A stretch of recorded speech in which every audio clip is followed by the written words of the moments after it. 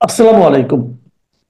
প্রিয় দর্শক, অন্য মঞ্চের আলাপ চাইতে আপনাদের সকলকে আমন্ত্রণ জানাচ্ছি।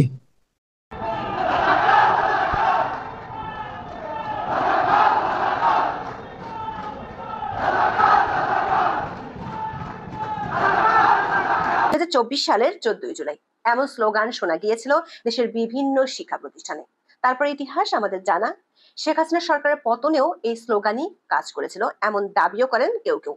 এরপর গত 11 মাসে রাজাকার শব্দটিকে নানাভাবে মহিমান্বিত করার নানা চেষ্টাও দেখা গেছে। এই 11 মাসে রাজাকার বিরোধী স্লোগান কখনো কি শোনা গিয়েছিল? যায়নি। তবে 14 জুলাই ঢাকার রাজপথ অলিগলি অনেক দিন পর রাজাকার বিরোধী স্লোগানে ছিল মুখর।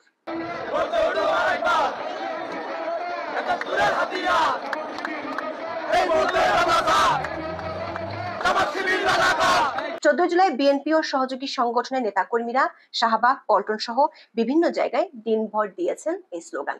জামাত শিবির ও কিংস পার্টি এনসিপির বিরুদ্ধে তীব্র কণ্ঠে রাজপথ কাঁপিয়েছে বিএনপি।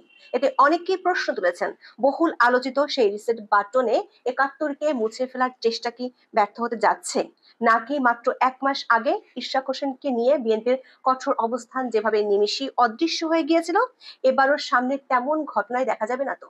রাজাকার বিরোধী স্লোগান থেকে পিছু হটে আবার অস্পষ্ট সমঝোতার পথ ধরবে কি বিএনপি? জানতে চলুন যাওয়া যাক বিশ্লেষণ। 2024 সালের 5 জুন হাইকোর্টের একটি আদেশের পর ছোট আকারে শুরু হয়েছিল সরকারি চাকরিতে কোটা বিরোধী আন্দোলন। জুলাই মাসের শুরু থেকে বাড়তে থাকে আন্দোলনের তীব্রতা। এরই মধ্যে চীনের রাষ্ট্রীয় সফর নিয়ে 14 জুলাই সংবাদ সম্মেলন করেন তৎকালীন প্রধানমন্ত্রী শেখ হাসিনা। সেখানে সাংবাদিক প্রভাস আমিন একটি মন্তব্যে আন্দোলনকারীদের সঙ্গে সরকারের আলোচনার পরামর্শ দেন। তিনি সরকারি চাকরিতে মেধা ও কোটার বিষয়টি আরো পরিষ্কারভাবে তুলে ধরে আপিল বিভাগের রায়ের আগ পর্যন্ত শিক্ষার্থীদের বুঝিয়ে শান্ত রাখার অনুরোধ করেন। এর প্রেক্ষাপটে শেখ হাসিনা সরকারি চাকরিতে কোটা ও মেধা সম্পূর্ণ আলাদা বলে উল্লেখ করেন। তো কোটা আর মেধা তো এক জিনিস না, এইখানে দ্বন্দ্বটা সৃষ্টি করে, এটা একটা ট্যাকটিস। তার মানে কি মুক্তিযোদ্ধার সন্তান নাতিপুতিরা কেউ মেধাবী না, যত রাজাকারের বাচ্চারা নাতিপুতি হলো মেধাবী, তাই না? কিন্তু এটা ভুলে গেলে চলবে না যে যাদেরকে মেধাবী না বলছে তাদের হাতে কিন্তু ওরা পরাজিত। যুদ্ধে কিন্তু মুক্তিযোদ্ধারাই জয়ী হয়েছিল, রাজাকাররা জয়ী হয় নাই। তারা পাকিস্তানিদের পদলেহন করেও পরাজিত হয়েছিল। এই কথাটা তো মনে রাখা উচিত যে তারা তো পরাজিত হয়েছিল। শেখ হাসিনার বক্তব্যের একটি অংশ মুহূর্তেই ছড়িয়ে পড়ে সোশ্যাল মিডিয়ায়। সেই অংশটি হলো, তার মানে কি মুক্তিযোদ্ধার সন্তান নাতিপুতিরা কেউ মেধাবী না, যত রাজাকারের বাচ্চারা নাতিপুতিরা হলো মেধাবী, তাই না? আন্দোলনকারীদের অভিযোগ ছিল শেখ হাসিনা বিক্ষোভে জড়িত সব শিক্ষার্থীকে রাজাকার বা রাজাকারের উত্তরসূরি বলেছেন। কয়েক ঘন্টা পর গভীর রাতে ঢাকা বিশ্ববিদ্যালয়ের বিভিন্ন হলে স্লোগান ছড়িয়ে পড়ে, তুমি কে আমি কে, রাজাকার রাজাকার। দেশের অন্য বিশ্ববিদ্যালয়ে এই স্লোগান সরাসরি অথবা কিছুটা পরিবর্তিত রূপে উচ্চারিত হতে শোনা যায়। এই স্লোগানটি আন্দোলনের তীব্রতা বাড়াতে অন্যতম প্রধান ভূমিকা পালন করলেও ব্যাপক বিতর্ক সৃষ্টি করে। দর্শক, এই বিতর্ক গত 11 মাসেও শেষ হয়নি। এ ধরনের স্লোগানের মাধ্যমে বাংলাদেশের রাজাকারদের যুদ্ধাপরাধকে মুছে ফেলার চেষ্টার অভিযোগ উঠেছিল শুরুতেই। পরে কিছুটা পরিমার্জিত করে স্লোগানটি অব্যাহত রাখে আন্দোলনকারীরা। এই স্লোগানের পক্ষে 5 আগস্ট পরবর্তী সময় বিভিন্ন ধরনের বক্তব্য পাওয়া গেছে আন্দোলনের নেতাদের কাছ থেকে। বর্তমানে এনসিপির আহ্বায়ক 14 সেপ্টেম্বর তার ফেসবুকে লেখেন, তুমি কে আমি কে, রাজাকার রাজাকার এই জুলাই গণঅভ্যুত্থানের সবচেয়ে শক্তিশালী ও সাহসী স্লোগান ছিল। তিনি দাবি করেন, মুক্তিযুদ্ধের চেতনার নামে আওয়ামী লীগের বিভাজনের রাজনীতি অকেজো হয়ে গিয়েছিল, সেই রাতে ভেঙে গিয়েছিল আওয়ামী লীগের ন্যারেটিভ। দর্শক, 14 জুলাইয়ের সেই স্লোগান এবং 5 আগস্টের পট পরিবর্তনের পর থেকে আমরা আওয়ামী লীগের ন্যারেটিভ ভাঙার নামে মুক্তিযুদ্ধের সমস্ত স্মৃতি ও স্মারক ধ্বংসের মহোৎসব দেখতে পেয়েছি। সেই সঙ্গে নাহিদদের নিয়োগ করা প্রধান উপদেষ্টা ডক্টর মোহাম্মদ ইউনূস হাজির করেছেন বহুল আলোচিত রিসেট বাটন তত্ত্ব।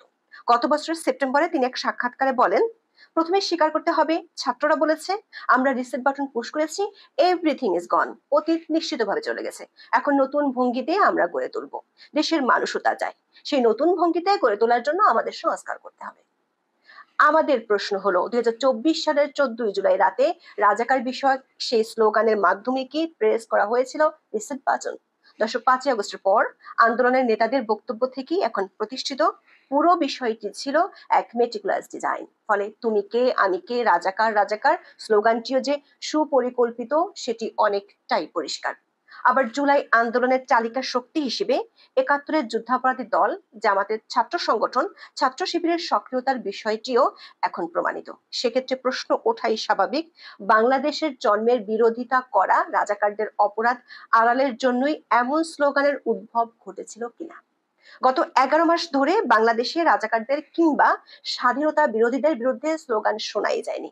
এমনকি ২৬শে মার্চ, ১৪ কিংবা ১৬ই ডিসেম্বরেও রাজাকার বিরোধী কোনো প্রচারণা চোখে পড়েনি। তবে খুবই কাকতালীয়ভাবে ওই স্লোগানের ঠিক ১ বছরের মাথায় পাশার দান উল্টে গেল।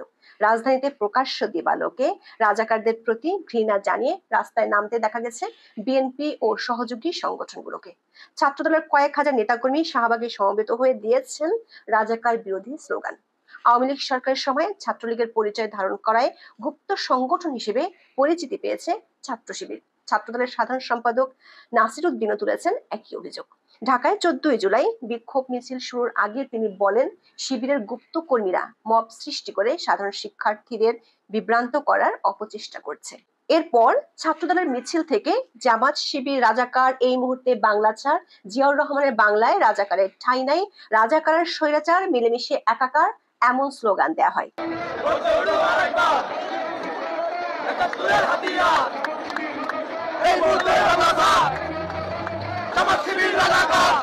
বিএনপির আরো কয়েকটি সহযোগী সংগঠনও করেছে বিক্ষোভ মিছিল। সারা দেশেই পালন করা হয় কর্মসূচি।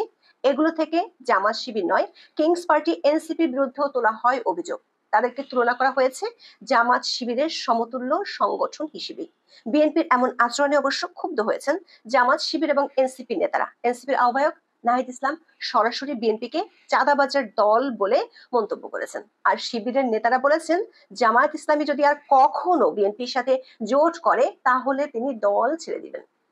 দর্শক, লন্ডনে ১৩ই জুন প্রধান উপদেষ্টা ডক্টর মোহাম্মদ ইউনূসের সঙ্গে বিএনপির ভারপ্রাপ্ত চেয়ারম্যান তারেক রহমানের বৈঠকের পর দুই পক্ষের মাঝে সম্পর্কের ব্যাপক উন্নতি দেখা দিয়ে গেছিল।